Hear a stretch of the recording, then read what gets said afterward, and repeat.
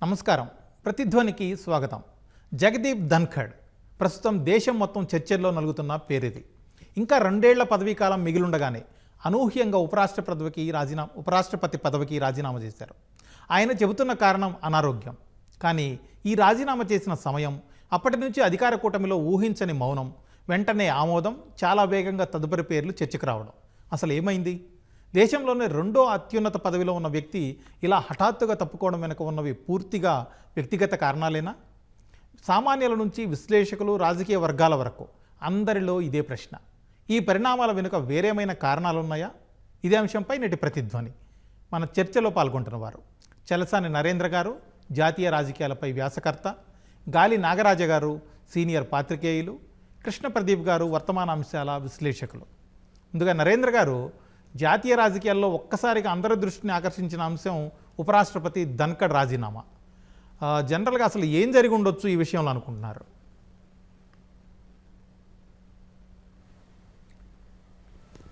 ఇది రాజీనామా జరిగిన తీరు గమనిస్తే ఆయన అనారోగ్య కారణం వల్ల రాజీనామా చేయలేదు. బలవంతంగా ఆయనతో ఉదయం తెల్లారే లోపల ఉపరాష్ట్రపతి పదవిలో ఉండటానికి వీలేదని ఒక బెదిరించిన ధోరణిలో రాజీనామా చేయించారు అనేటువంటి అభిప్రాయం కలుగుతుంది.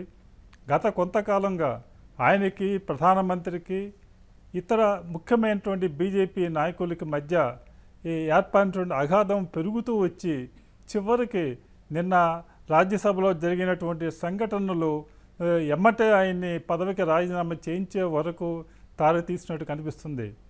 ఎమ్మటే మనకి కనిపించే కారణాలు 2 ప్రధానమైన కారణాలు కనిపిస్తున్నాయి. మొట్టమొదటగా జస్టిస్ వర్మ విషయంలో మొదటికాంచి ఈయన చాలా దూకుడుగా వ్యవహరిస్తున్నారు. ఆయన ఇంట్లో నోట్ల కట్టలు కాలిపోయినట్టు కనిపించినా కూడా ఎందుకు ఎఫ్ఐఆర్ నమోదు చేయలేదని 4-5 సార్లు బహిరంగంగా ప్రశ్నించారు. ఆ విధంగా ప్రశ్నించడం అంటే ఢిల్లీ పోలీసుల్ని ప్రశ్నించడం, ఢిల్లీ పోలీసులు అంటే అమిత్ షాని ప్రశ్నించడమే. ఆ విషయాన్ని ప్రభుత్వంలో సహజంగానే ఇబ్బందులు కలగజేసింది. తర్వాత దీని మీద అభిశంస తీర్మానం తీసుకురావడానికి ప్రతిపక్షాలు నోటీసు ఇవ్వగానే ఆయన ఎమ్మటే ఆ నోటీసుని ఆమోదించటం, దాని తగిన చర్య తీసుకోవాలని తన రాజ్యసభ సెక్రటరీకి ఆదేశాలు ఇవ్వటం ప్రభుత్వానికి సహజంగానే ఇరకటంలో పడవేసింది. ఎందుకంటే మరోవైపు లోక్సభలో 147 మంది సభ్యులు సంతకాలు చేసి ఇచ్చినప్పుడు కూడా అన్ని పక్షాల మధ్య దీని మీద చర్చిస్తున్నాం, ఏకాభిప్రాయం కోసం ప్రయత్నిస్తున్నాం అనే సాగుతో దాన్ని దాటవేస్తూ వస్తున్నారు. అటువంటి సమయంలో రాజ్యసభలో అధికార పక్షం వాళ్ళు ఎవరు సంతకం చేయకుండా కేవలం ప్రతిపక్ష ఎంపీలు సంతకం చేసినటువంటి పత్రాన్ని ఆ విధంగా అకస్మాత్తుగా ఆయన చర్యకి చేపట్టడం అనేది ప్రభుత్వానికి ఎమ్మటే ఆగ్రహం కలిగించినట్లు కనిపిస్తుంది. ఎందుకంటే అలహాబాద్ హైకోర్టు న్యాయమూర్తి జస్టిస్ యాదవ్ మీద గత డిసెంబర్లోనే ప్రతిపక్ష ఎంపీలు నోటీస్ ఇచ్చినప్పుడు కూడా ఇంతవరకు ఎలాంటి చర్య తీసుకోలేదు. దాన్ని పక్కన పెట్టి దీన్ని తీసుకోవటం ఏదైనా కమ్యూనికేషన్ గ్యాప్ వలన కేవలం ఈ విధంగా ధన్ఖడ్ చేసి ఉంటారని అనిపిస్తుంది.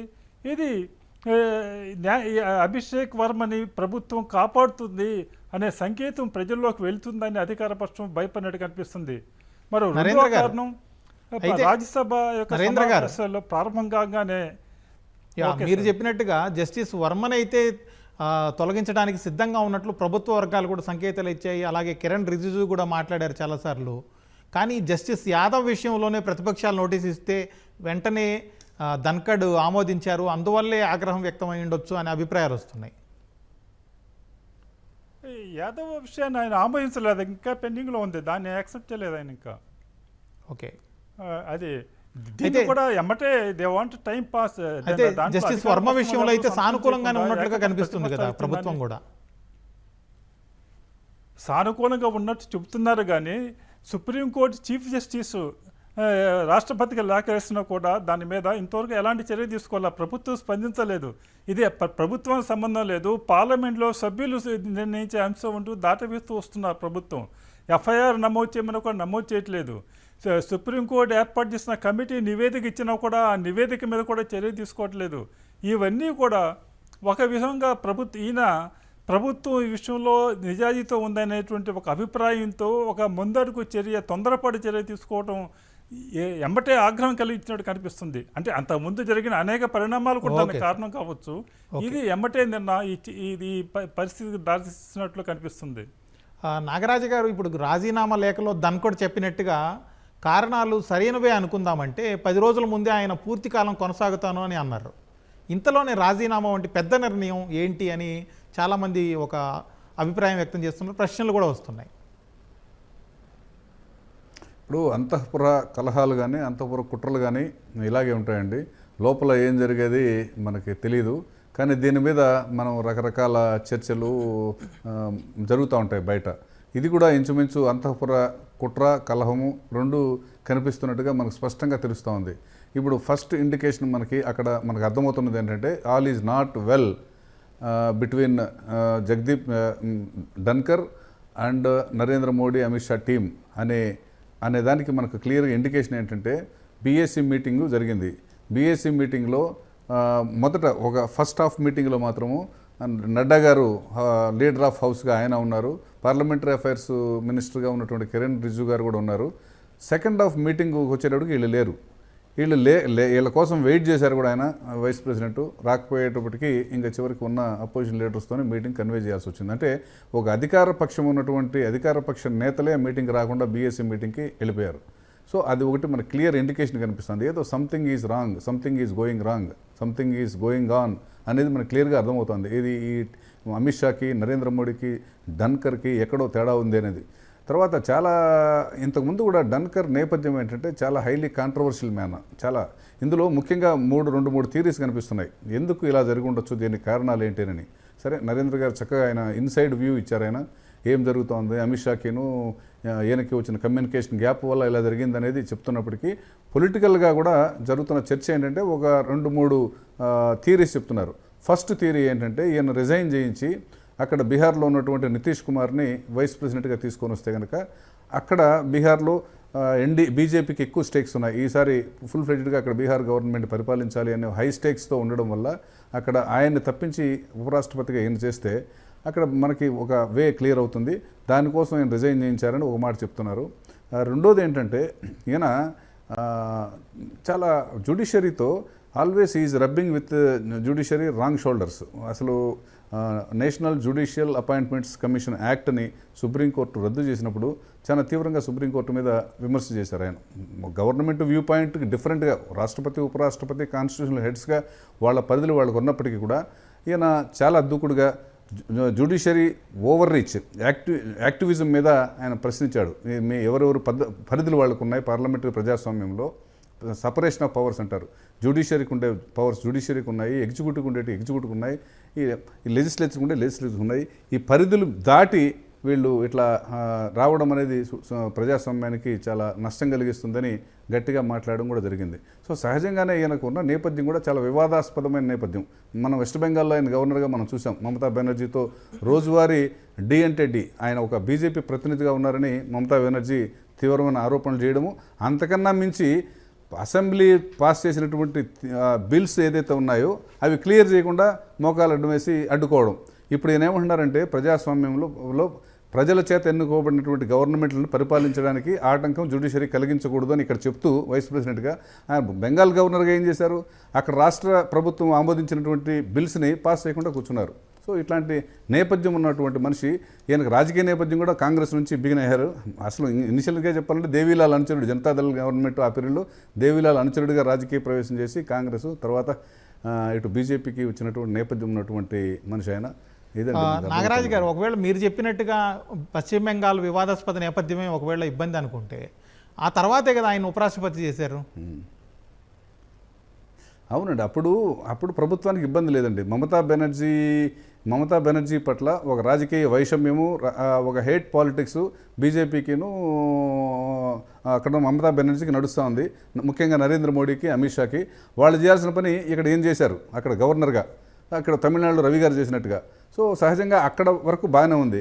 ఇక్కడికి వచ్చేటప్పటికి కొంత రాజ్యసభలో నరేంద్ర గారు చెప్పినట్టు చాలా ఇరకాటంలో పెట్టే పరిస్థితి వచ్చింది. ఒకవైపు రాజ్యసభలో అపోజిషన్ లీడర్స్ ఇచ్చినటువంటి ఏదైతే తీర్మానం ఉందో దాన్ని యాక్సెప్ట్ చేసి అపోజిషన్ మెంబర్స్ మాత్రమే అందులో అధికార ట్రెజరీ బెంచెస్ నుంచి ఎవరు సైన్ చేయనటువంటి ఒక పత్రాన్ని ఆయన నోటీసుని తీసుకొని యాక్సెప్ట్ చేశారు.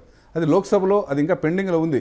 ఏకాభిప్రాయం తీసుకోవాలనే నేపథ్యంతో ఒక చర్య తీసుకోకుండా వాయిదా వేస్తూ వస్తున్నారు.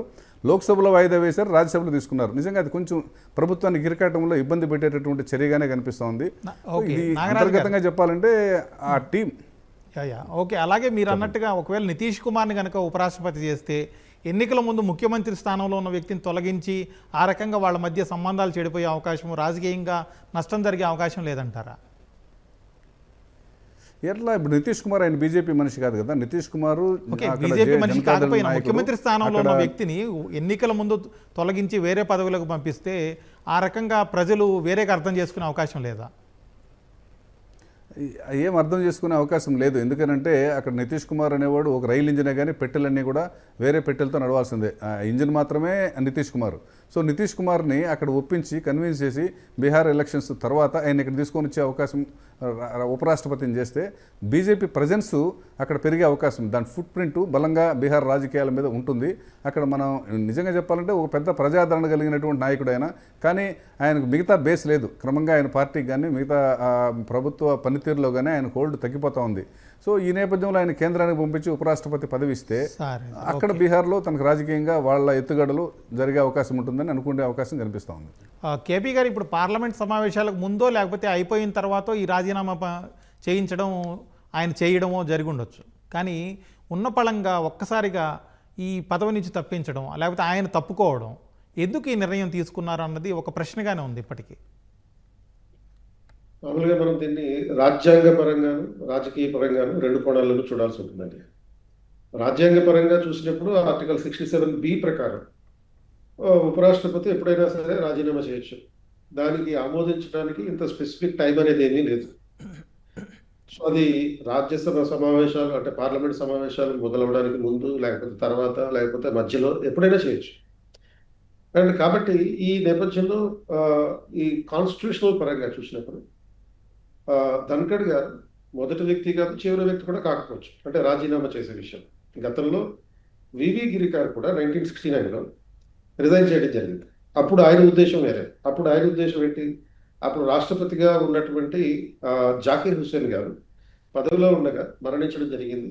అండ్ ఆ సందర్భంలో వివి గిరి గారు రాష్ట్రపతిగా పోటీ చేయదలుచుకుని రిజైన్ చేయడం జరిగింది. అప్పుడు కూడా చాలా వేగంగానే దాన్ని ఆమోదించడం జరిగింది. కాకపోతే ఈ కాంటెక్స్లో ఇది పొలిటికల్ పర్స్పెక్టివ్లో చూసినప్పుడు ఏమవుతుందంటే అనేక రకాల రాజకీయ అంశాలు ఉన్నాయి దీనిలో. మళ్ళీ కాన్స్టిట్యూషనల్ పర్స్పెక్టివే కాకుండా పొలిటికల్ ఇష్యూస్ కూడా ఉన్నాయి. పొలిటికల్ ఇష్యూస్లో భాగంగా ధన్ఖర్ గారు ఒక ఫండమెంటల్గా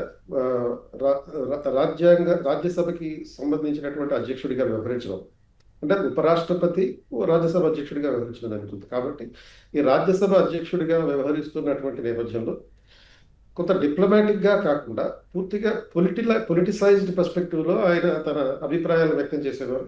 ఈవెన్ పర్టికులర్లీ మన సుప్రీంకోర్టుకి సంబంధించినటువంటి కాలేజియం వ్యవస్థ ఏదైతే ఉందో ఆ కాలేజియం వ్యవస్థని ఒక మిసైల్ తోటి పోల్చడం జరిగింది. ఒక డేంజరస్ మిసైల్ తోటి, న్యూక్లియర్ మిసైల్ తోటి పోల్చడం జరిగింది.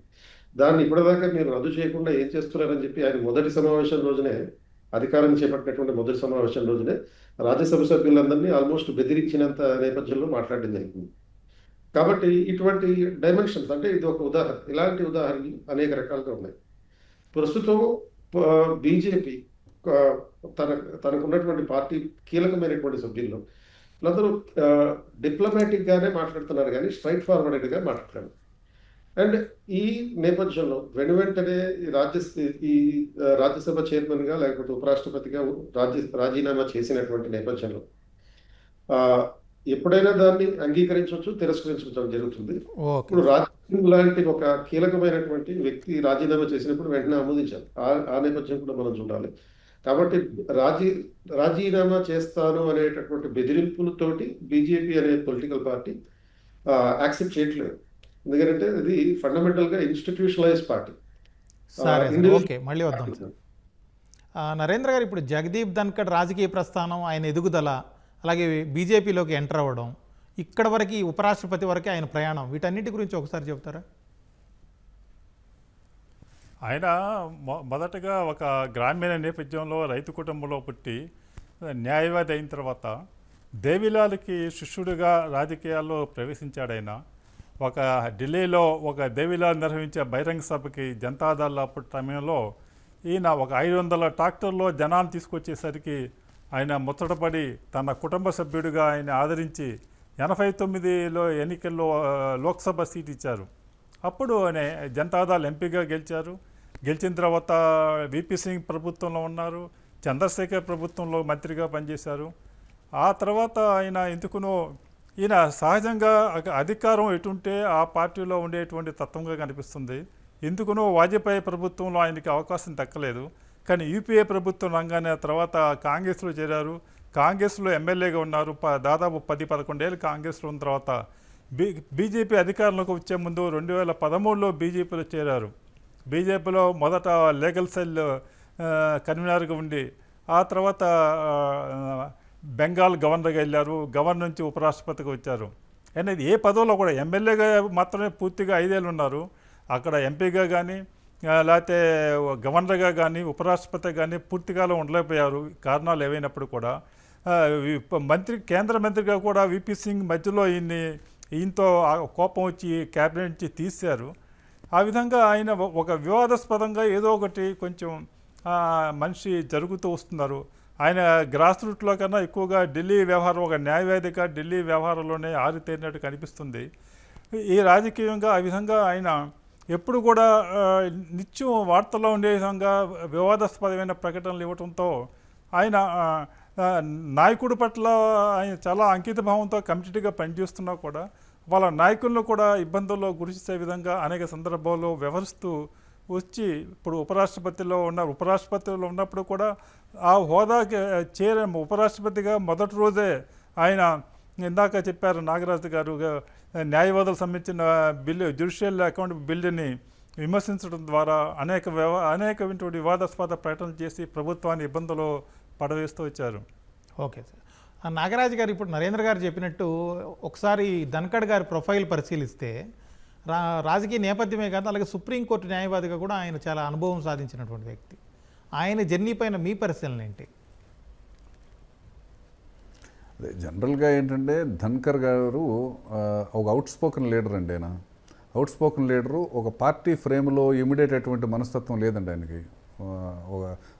ఒక పార్టీలో పనిచేయాలి అంటే కనుక దానికి ఒక నిబద్ధత, ఒక డిసిప్లిను, వాళ్ళు వెళ్ళాల్సిన పార్టీ లైన్ ఒకటి ఉంటుంది.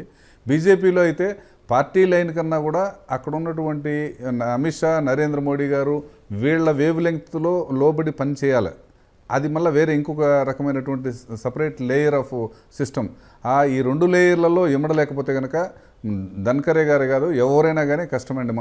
మనం అద్వానీ గారిని చూసాము, చివరికి వెంకయ్యనాయుడు గారిని చూసాం, మురళీ మనోహర్ జోషి గారిని చూసాం.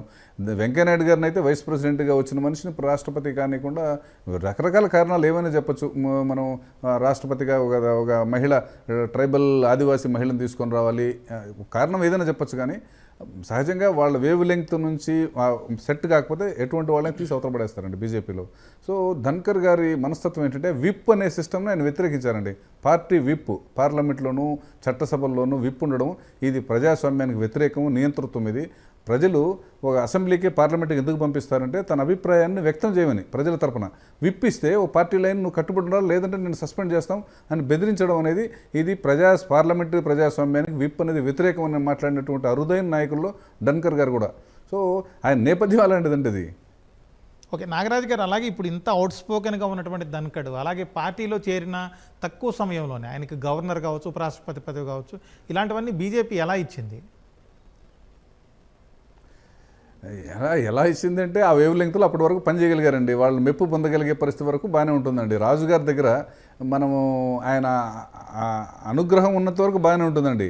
ఆగ్రహం వస్తే వెంటనే తీసి అవతల పడేస్తారు. 2 జరుగుతాయి. ఇప్పుడు జరిగింది అదే. నరేంద్ర మోడీ గారి దగ్గర వాళ్ళ మన్ననలు పొందినంత వరకు లీడర్లో పైకి వెళ్ళారు. ఎందుకు వెళ్ళారంటే అక్కడ మమతా బెనర్జీని చాలా గట్టిగా ఎదుర్కొన్నాడు ఆయన. ఒక రకంగా చెప్పాలంటే గవర్నర్ స్థాయి, రాజ్యాంగ పరిధి దాటి ఒక బీజేపీ నాయకుడిగా అక్కడ మమతా బెనర్జీని సవాల్ చేసి ఆ రకంగా ఆయన మెప్పు పొందాడు మోడీ గారికి, అమిత్ షాకి. అందుకని ఈ ఉపరాష్ట్రపతిగా వచ్చాడు. ఉపరాష్ట్రపతిగా వచ్చిన తర్వాత ఈ సెట్లో ఈ ఫ్రేమ్లో ఆయన ఇమ్మలేకపోవడం వల్ల బయటికి వెళ్ళాల్సిన పరిస్థితి కనిపిస్తుందండి. కేపీ గారు, ఇప్పుడు ఇంతకుముందే మీరు చెప్పారు ఉపరాష్ట్రపతి కావచ్చు, ఏ పదవైనా కావచ్చు, రాజీనామా చేసిన తర్వాత ఇంత కాలం అనేమీ లేదు, వెంటనే ఆమోదించవచ్చు అని చెప్పి. కాకపోతే ఉపరాష్ట్రపతిగా ఉన్నారు, మరో 2 ఏళ్ల పదవీ కాలం ఉంది. ఇట్లాంటి సమయంలో ఆయన రాజీనామా సమర్పించగానే ఒక్కరోజు కూడా ఆగకుండా, లేకపోతే నా నచ్చజెప్పే ప్రయత్నం ఏమీ లేకుండానే వెంటనే ఆమోదించడం, ఈ పరిణామాలన్నీ చూస్తే ఏమనిపిస్తుంది మీకు? అంటే సిద్ధాంతపరంగా చూసినప్పుడు మనకి భారతదేశంలో ఉన్నటువంటి పార్లమెంటరీ ఫార్మ్ ఆఫ్ గవర్నమెంట్లో ప్రధానమంత్రి, మంత్రిమండలి, రియల్ ఎగ్జిక్యూటివ్, వాస్తవ కార్యనిర్వహణ, రాష్ట్రపతి నామమాత్రపు కార్యనిర్వహణ. సో ఆయన రబ్బర్ స్టాంప్గా మాత్రమే చూస్తాం. మరి ఆ రబ్బర్ స్టాంప్కి అసిస్టెంట్గా ఉండేటటువంటి ఉపరాష్ట్రపతి. సో ఉపరాష్ట్రపతి వల్ల డైరెక్ట్గా మనకి ఎటువంటి ప్రయోజనం లేదు. ఆయన ఒక రకంగా చెప్పాలంటే ఉపరాష్ట్రపతి బాధ్యతలని గురించి రాజ్యాంగంలో ఏమీ చెప్పలేదు. అందుకనే ఉపరాష్ట్రపతికి ఈ రాజ్యసభ చైర్మన్గా ఉండేటటువంటి బాధ్యత ఇచ్చారు. అంటే మీరు ఒక కాన్స్టిట్యూషనల్ ఎక్స్పర్ట్ని what is the role of vice president as vice president అని అడిగితే దర్ ఇస్ నథింగ్. అంటే ఉపరాష్ట్రపతికి ఉపరాష్ట్రపతిగా ఎటువంటి బాధ్యతలు లేవు. అటువంటి పరిస్థితుల్లో ఆ పదవికి రాజీనామా చేసినా పెద్ద నష్టం లేదు, రాజీనామా చేయకుండా ఉన్నా కానీ నష్టం లేదు. సో ఈ నేపథ్యంలో సపోజ్ ఒక ఉపరాష్ట్రపతి పదవి ఖాళీ, రాష్ట్రపతి పదవి ఖాళీ ఏర్పడింది అనుకోండి, ఆ ఖాళీని పూరించడానికి 6 నెలల్లోనే తిరిగి మళ్ళీ ఎన్నికలు చెప్పాలి. ఇది రాజ్యాంగంలో ఉన్నటువంటి పర్స్పెక్టివ్.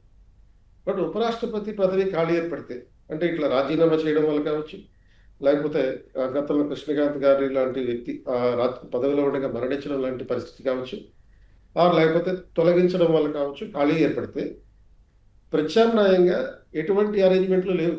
అంటే రాష్ట్రపతి లేకపోతే ప్రత్యామ్నాయం ఉంది. ఉపరాష్ట్రపతి రాష్ట్రపతి అవుతారు, లేకపోతే చీఫ్ జస్టిస్ సుప్రీంకోర్టు రాష్ట్రపతి అవుతారు, లేకపోతే సీనియారిటీలో నెక్స్ట్ సీనియారిటీలో ఎవరైతే అందుబాటులో ఉంటారో వాళ్ళు రాష్ట్రపతి అవుతారు. బట్ వైస్ ప్రెసిడెంట్ పోస్టు ఖాళీ అయితే ఎలాంటి ఆల్టర్నేటివ్ లేదు. అండ్ మోరోవర్ రాష్ట్రపతి పదవి ఖాళీ అయితే 6 నెలల్లోగా ఎన్నికలు జరపాలి అనేటటువంటి రాజ్యాంగంలో ఇక్కడ వైస్ ప్రెసిడెంట్ పదవి ఖాళీ ఏర్పడితే ఎన్నికలు ఎంత కాలంలోగా జరపాలనేటటువంటిది కూడా చెప్పలేదు. 6 నెలలు అని చెప్పలేదు. సాధ్యమైనంత వేగంగా ఉపరాష్ట్రపతిని మళ్ళీ ఎన్నుకోవాలని చెప్పారు. కాబట్టి ఇటువంటి నామమాత్రమైనటువంటి పోస్టులో రాజీనామా చేసినా పెద్ద నష్టపోయేది లేదు, లేకపోతే కొనసాగినా కానీ పెద్ద ప్రయోజనం కూడా ఉండదు. కాబట్టి ఈ రాజీనామాని పొలిటికల్గా మాత్రమే చూడాల్సినటువంటి పరిస్థితిలో పార్టీ ఏదైతే కోరుకుంటుందో ఆ కోరికున్న దాని ప్రకారం ఉపరాష్ట్రపతి ఒక రాజ్యసభ చైర్మన్గా వ్యవహరించాల్సినటువంటి అవసరం ఉంటుంది. దానికి భిన్నంగా వ్యవహరించడం జరిగితే మాత్రం ఈ రకమైనటువంటి బలవంతంగా రాజీనామా చేయించే పరిస్థితి ఏర్పడుతుంది. ఒకవేళ బలవంతంగా రాజీనామా చేయమని అడిగినా కూడా రాజీనామా చేయలేదనుకోండి, అప్పుడు ఏముంది, గవర్నమెంట్కి ఉన్నటువంటి మెజారిటీ కారణంగా తొలగించడానికి కూడా అవకాశం ఉంది. కేపీ గారు, అంటే గతంలో మరణించడమో లేకపోతే ఇతరత్ర ఉపరాష్ట్రపతి రాష్ట్రపతికి పోటీ చేయడం కోసం రాజీనామా చేయడం అలాంటివి కాకుండా ఈ విధంగా ఎలాంటి కారణాలు లేకుండా, ఆరోగ్య కారణాలు ఇంకొకటో చెప్పి ఎవరైనా గతంలో తప్పించినా లేకపోతే రాజీనామా చేసిన పరిస్థితులు ఉన్నాయా? సో ఇటువంటి పరిస్థితి అంటే రాజీనామా చేసింది అయితే ఒకే ఒక వ్యక్తి, వివి గిరి. ఇందాక నేను చెప్పినట్టుగా వివి గిరి మాత్రమే. అది కూడా ఆయన రాష్ట్రపతిగా పోటీ పడడం కోసం చేశారు. బట్ ఆ తర్వాత ఇంకెవరో కూడా ఉపరాష్ట్రపతులు రాజీనామాలు చేయలేదు. నరేంద్ర గారు, ఇప్పుడు ధన్ఖడ్ విషయంలో అసలు ఏం జరిగిందా అని చెప్పి దేశం మొత్తం చాలా ఆసక్తిగా గమనిస్తుంది. ఇట్లాంటి అంశం పైన అధికార కూటమి ఎందుకు చాలా మౌనంగా గుమ్మనంగా ఉంటుంది? కారణం ఏమై ఉండొచ్చు? ఇది కేవలం ధనకర్కి సంబంధించిన విషయమే కాదండి. మొత్తం నరేంద్ర మోడీ నాయకత్వమే ఒక తీవ్రమైన సంక్షోభంలో ఉన్నట్లు కనిపిస్తుంది.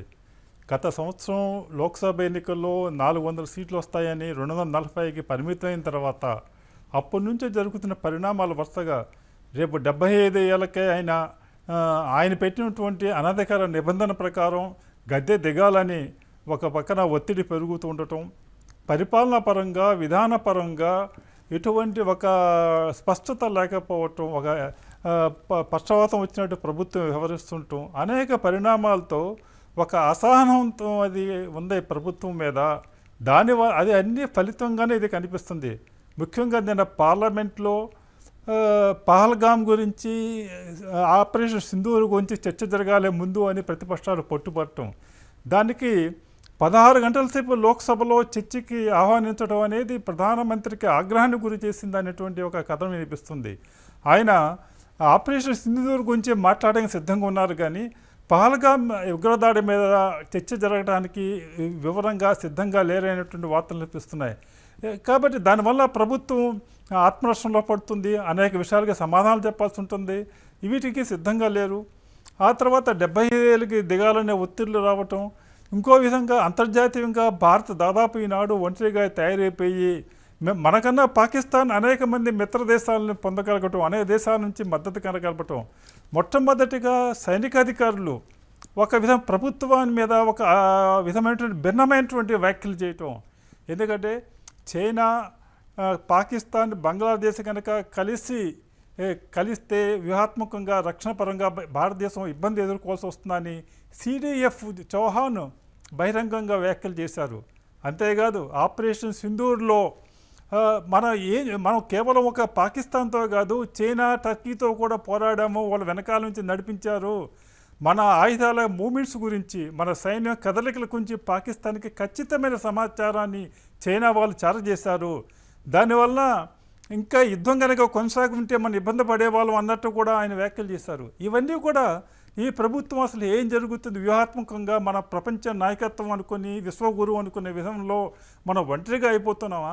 ఇవాళ అమెరికా రోజు ఒత్తిడి తెస్తుంది, బెదిరిస్తుంది, మీరు రష్యాతో వ్యాపారం కనుక, వాణిజ్యం కనుక ఆపేయకపోతే మేము అంతు చూస్తామని ఇవాళ అమెరికన్ సెనేటర్లు బహిరంగంగా అంటున్నారు.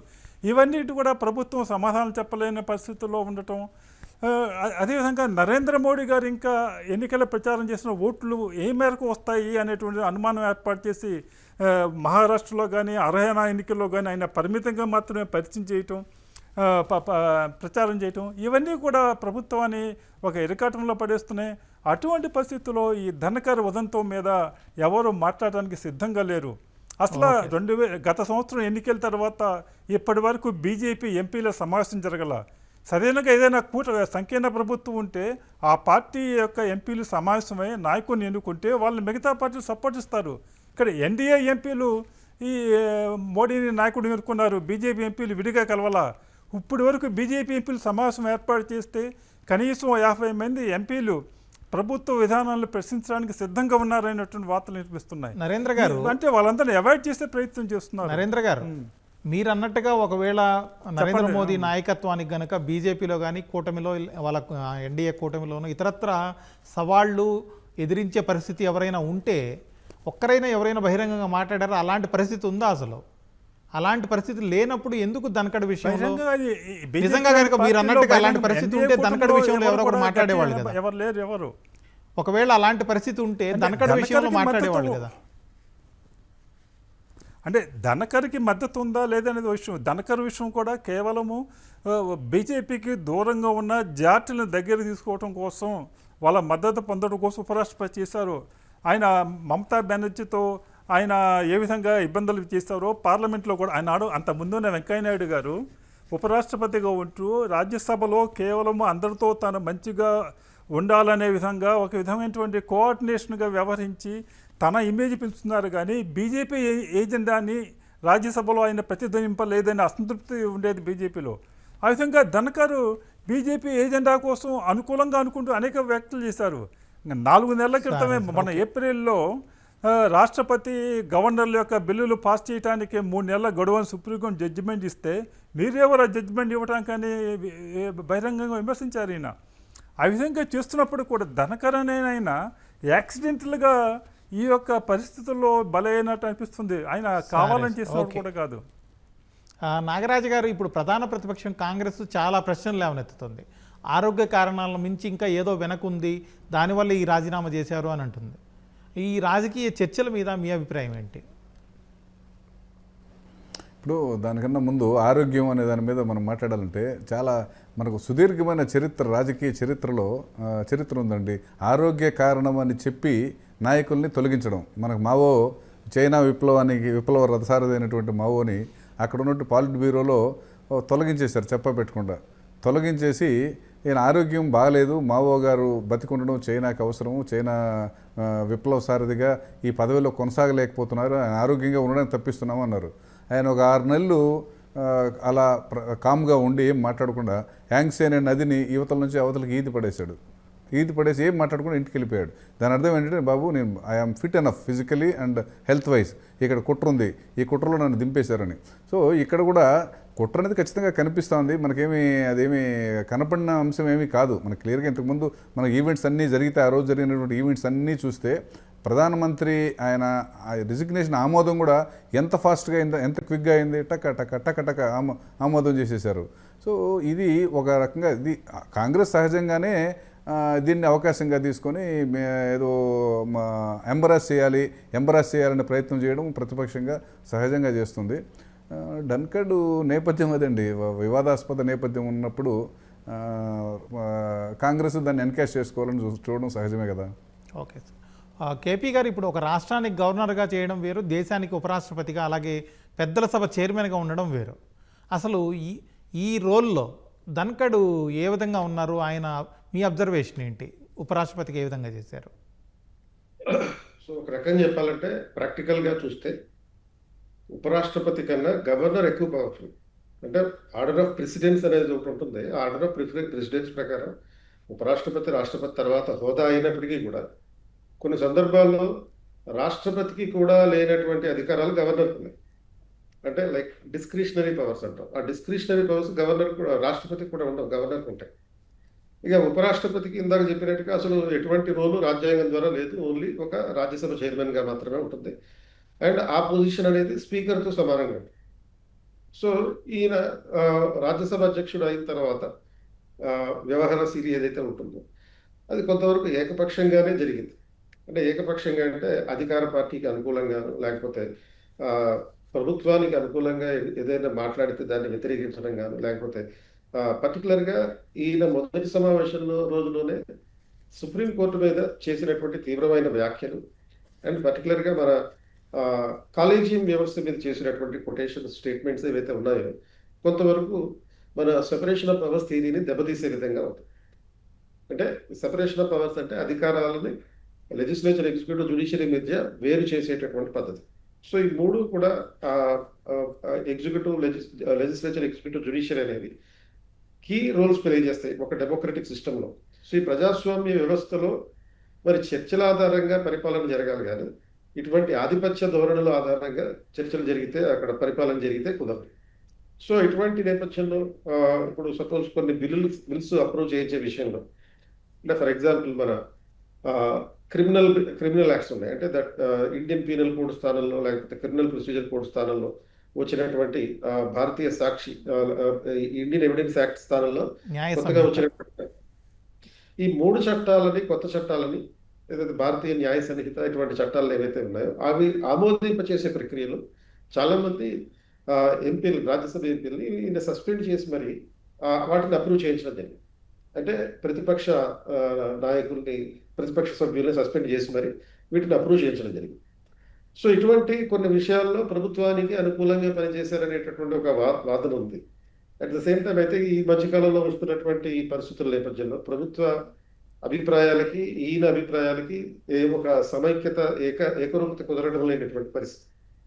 కాబట్టి ఈ నేపథ్యంలో పార్లమెంటరీ గవర్నమెంట్ లో ప్రధానమంత్రి ఏదైతే కోరుకోవడం జరుగుతుందో ఆ కోరుకున్న విధంగానే అధికార పార్టీ సభ్యులు ఉండాలి.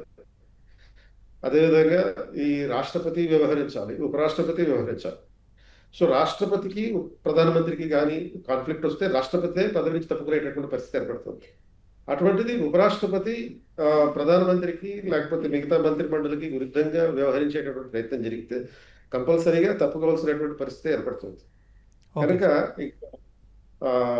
ఇన్స్టిట్యూషనలైజేషన్ చేసే ప్రాసెస్, అంటే సంస్థాగతం చేసే పద్ధతులు, ఈ సంస్థాగతం చేసేటటువంటి ప్రాసెస్లో వ్యక్తిగత అభిప్రాయాలకి ప్రాధాన్యత ఇవ్వడం అనేటటువంటిది ఇక్కడ అధికార పార్టీ సహించలేనటువంటి విషయం. కనుక ఇప్పుడు జరిగినటువంటి పరిస్థితి కనబడుతుంది అన్నమాట. నరేంద్ర గారు, ఇప్పుడు సైద్ధాంతిక ప్రాతిపదికన నిలబడడం, అలాగే నాయకత్వాల కింద పనిచేయడం అనేది ఈ రెండు వేరువేరు. ఇట్లాంటి విషయాల్లోనే ఏదో జరిగింది అనే అంచనాలు, విశ్లేషణలు వస్తున్నాయి. దీనిపైన మీ అభిప్రాయం ఏంటి? అసలు మన దేశంలో ఇవాళ గత 20 సంవత్సరాలుగా రాజకీయ పార్టీలు ఏవి కూడా సైద్ధాంతిక ప్రాతిపదికన కలవటం కానీ పనిచేయటం కానీ జరగట్లా. కేవలం ప్రాంతీయ పార్టీలు అయితే ఒక కుటుంబ ఆస్తులుగా పనిచేస్తున్నాయి. జాతీయ పార్టీలు అయితే ఒక కుటుంబమో ఒకరిద్దరు వ్యక్తులు వాళ్ళకి సంబంధించిన పార్టీలకి మాత్రమే పనిచేస్తున్నాయి. వాళ్ళే విధాన నిర్ణయాలు. ఈ మధ్య తాజాగా ఒక ఐసీఆర్ డైరెక్టర్ గారిని అడిగాను నేను, ఏ విధంగా అగ్రికల్చర్ పాలసీలు తీసుకుంటారని. ఆయన చెప్పాడనమాట. ఒకసారి నేనే ఒక జాయింట్ సెక్రటరీ లెవెల్ ఆఫీస్ని పిలిచి మీ పాలసీ డెసిషన్ ఎలా ఉంటుంది ప్రభుత్వంలో, నేను మా దాంట్లో లెక్చర్ ఇమ్మన్నాను. ఆయన ఏం చెప్పారంటే పాలసీ డెసిషన్ ఏముంటుంది, మంత్రి, సెక్రటరీ, జాయింట్ సెక్రటరీ ఏదంటే అదే పాలసీ. కాబట్టి వేరే వాళ్ళ రాజకీయ ప్రయోజనాలు కావచ్చు, ఇతరితర ఆర్థిక ప్రయోజనాలు కావచ్చు, వెస్టెడ్ ఇంట్రెస్ట్లు కావచ్చు, వాటి ప్రకారమే పాలసీలు ఉన్నాయి. వాళ్ళ ప్రభుత్వాలు అన్నీ కూడా అలాగే పనిచేస్తున్నాయి. పివి నరసింహరావు ప్రభుత్వం దగ్గర నుంచి ఈనాడు ప్రభుత్వం వరకు కూడా ఆర్థిక విధానంలో కానీ కీలకమైనటువంటి అంశాల్లో పెద్దగా సిద్ధాంతపరమైనటువంటి విభేదాలు తేడాలు ఏం లేవు. కేవలం వ్యక్తులు, ప్రయోజనాలు, వాటిని ఎవరికి ప్రయోజనం కలిగించాలి అనే విషయాల్లోనే కొన్ని భేదాలు ఉండవచ్చు, తేడాలు ఉండవచ్చు. వాళ్ళ పొలిటికల్గా రాజకీయ ప్రయోజనాలు ఏ విధానం అయితే వాళ్ళకి పనిచేస్తుంది అనేది బట్టి తీసుకోవచ్చు. ఈ విధంగా జరుగుతుంది. ఈ విధంగా వ్యక్తుల చుట్టూ రాజకీయాలు కేంద్రీకృతం కావటం వలన సహజంగానే మిగతా పార్టీలో ఉన్న నాయకులందరూ కూడా ఆ వ్యక్తులను సంతృప్తిపరచడం వలన, వాళ్ళని మంచి దగ్గర కావటం వలన పదవులు పొందాలని కానీ ఇతర ప్రయోజనాలు పొందాలని కానీ చూస్తుంటారు.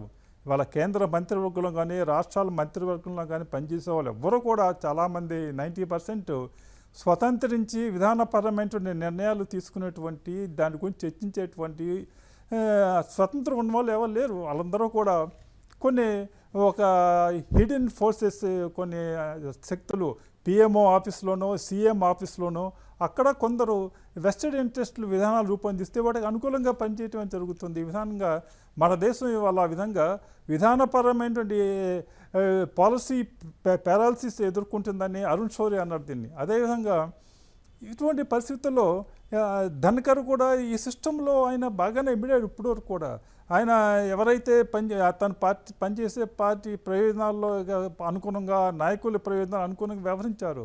అయితే ఇప్పుడు గత కొద్ది కాలంగా కారణాలు ఏంటో తెలియదు.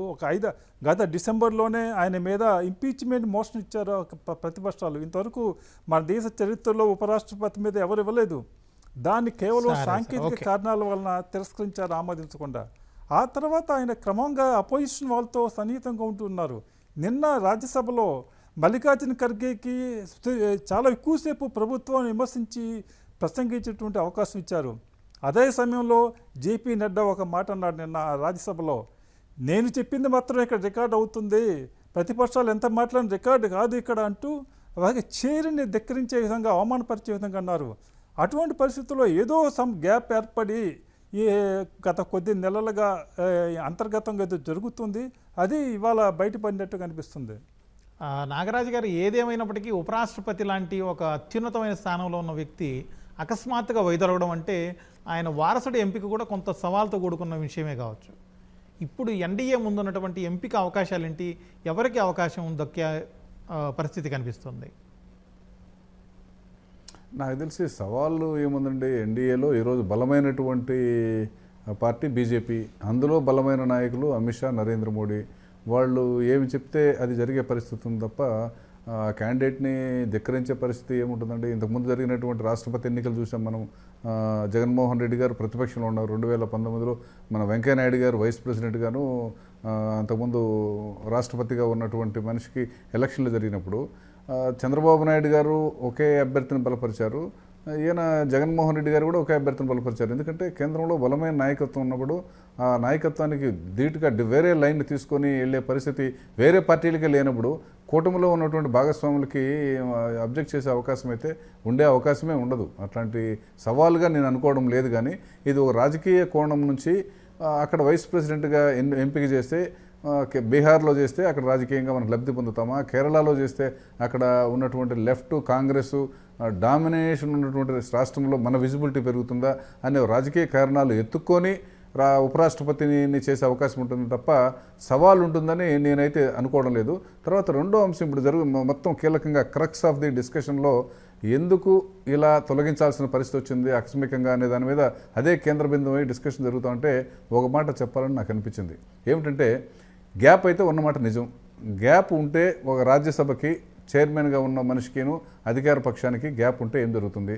అసెంబ్లీలో స్పీకర్కి లేదంటే పార్లమెంట్లో ఉన్న స్పీకర్కి అధికార పక్షానికి గ్యాప్ ఉంటే ఏం జరుగుతుంది అనేది మనం ఇంతకుముందు చూసాం. మన ఎన్టీ రామారావు పదవీచ్యుతుడు కావడంలో మరి అప్పుడున్నటువంటి యనమల రామకృష్ణ గారు ఆయన అసెంబ్లీ స్పీకర్గా ఉంటూ మరి చంద్రబాబు నాయుడు గారి నాయకత్వం కింద జరిగినటువంటి ఆ రెబలియన్, ఆ రివోల్ట్ చేసినటువంటి గ్రూప్ని ఆయన మద్దతు ఇచ్చి ఆ గ్రూప్ని రికగ్నైజ్ చేయడం వల్ల ఇక్కడ ఆయన ఎన్టీఆర్ పోవడం, ఈయన గెలవడం జరిగింది. అలాంటి థ్రెట్ రాజ్యసభలో ఉంటే కనుక ధన్కర్ గారి వల్ల నిజంగానే it will be an embarrassing situation for ruling party. ఆ థ్రెట్ని ఏమైనా గమనించి ఇమ్మీడియట్గా పంపించుండొచ్చేమో అనుకుంటున్నాను నేను. కేపీ గారు గతంలో సోమనాథ్ చటర్జీ సిపిఎం నుంచి లోక్సభ స్పీకర్గా ఎంపికయ్యారు. ఆయన పార్టీలు సిద్ధాంతాలకు అతీతంగా తనదైన ముద్ర వేశారు. వాళ్ళ పార్టీ కాంగ్రెస్ నుంచి ఆ యూపీఏ కూటమి నుంచి బయటకు వచ్చినా కూడా ఆయన స్పీకర్గా కొనసాగారు. పార్లమెంటు పీఠాల మీద అలాంటి వాళ్ళని మళ్ళీ చూడగలిగే అవకాశం ఉందా? సోమనాథ్ చటర్జీ గారు లోక్సభ స్పీకర్గా ఆయన తనదైన ముద్ర వేశారు. అండ్ ఆ తర్వాత మళ్ళీ వచ్చినటువంటి స్పీకర్లు కూడా ఆయన స్థాయిలోనే పనిచేయడం జరిగింది. అండ్ రాజ్యాంగంలో ఎక్కడా కూడా మనకి స్పీకర్గా ఎన్నికైన తర్వాత రిజైన్ చేయాలనే అప్లికేషన్ కూడా లేదు. అండ్ అదేవిధంగా ఇప్పుడు మనం ఈ ఉపరాష్ట్రపతికి సంబంధించి రాజ్యసభ అధ్యక్షుడికి సంబంధించినటువంటి వ్యవహారం చూస్తే అసలు ఉపరాష్ట్రపతిని మళ్ళీ కొత్తగా ఇంకొకరిని రీప్లేస్ చేయాల్సిన అవసరం కూడా లేదు రాజ్యాంగం ప్రకారం. ఉపరాష్ట్రపతి లేకపోతే ఆ పదవి వాళ్ళకి ఖాళీగా ఉంటుంది. రాజ్యసభ అధ్యక్షుడిగా వైస్ చైర్పర్సన్ ఎవరైతే ఉన్నారో ఆయన అధ్యక్షుడిగా వ్యవహరించడం జరిగింది. ఉపరాష్ట్రపతి పదవి ఖాళీగా ఉన్నప్పటికీ కూడా ఎలాంటి రాజ్యాంగ సంక్షోభాలు రావు. ఎలా అయితే ఇప్పుడు మనకి డిప్యూటీ స్పీకర్ పదవి లేకపోయినా సరే లాస్ట్ 11-12 2019 నుంచి అసలు ఆ పదవిలో డిప్యూటీ స్పీకర్ లేరు, అయినప్పటికీ కూడా ఎటువంటి సంక్షోభాలు లేవు. సో కనుక సోమనాథ్ చటర్జీ కన్నా ముందున్న వాళ్ళు బాగా పనిచేశారు. అండ్ సోమనాథ్ చటర్జీ తర్వాత ఉన్నటువంటి ప్రస్తుత స్పీకర్తో సహా అందరూ బాగానే పనిచేస్తున్నారు, రాజకీయంగా తటస్థంగానే ఉన్నారు.